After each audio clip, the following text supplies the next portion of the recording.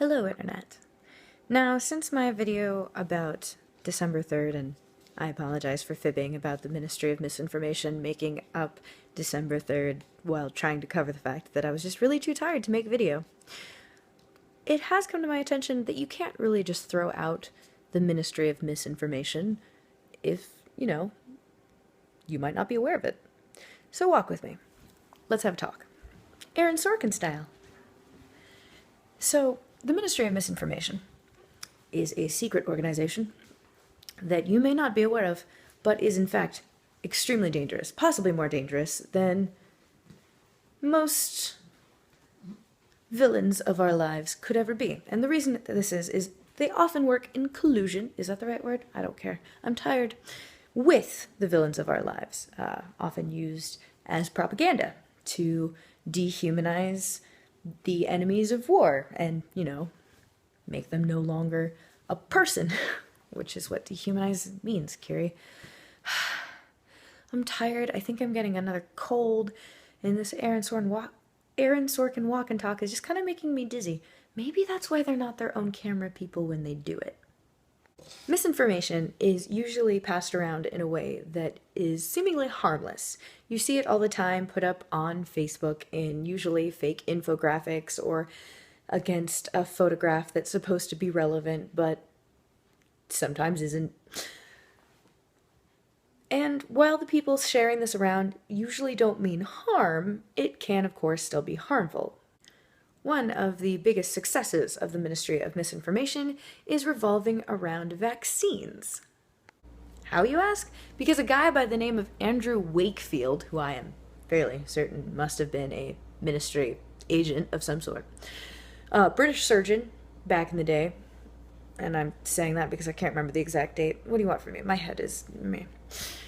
But, essentially, he wrote a paper that suggested that, the vaccine for measles and mumps and et cetera, those things that, stop us from dying like our ancestors from really preventable and curable diseases, caused autism. Except here's the problem. He made it up. In fact, he ended up losing his medical license because not only was his theory debunked, but they found there were procedural errors, a huge financial conflict of interest. If I recall correctly, it was about how he had an invested interest in a different kind of vaccine because he had a financial stake in it, so he was trying to discredit what was currently on the market, and a bunch of other myriad really unethical things. Guy was not a good person, yet this bullshit he's put out still affects us today, and not just like the random crazy person. These crazy people are everywhere, and they are otherwise seem fairly intelligent, but are so convinced that vaccines are bad for you. First of all, as we have seen, there have been multiple outbreaks of diseases we haven't seen in years because people aren't vaccinating their children. And as a result, other children are dying. Thanks for that. Number two, I don't, as someone who grew up around a few autistic people and love them dearly, I kind of am offended for them on how the fact that you place the idea of being autistic so abhorrent that even if it was true, which again, it's not. There is literally no evidence that supports it. So much papers, please go read it, please. If for some reason you have any doubt about this, even if you don't, just go educate. More information, always better.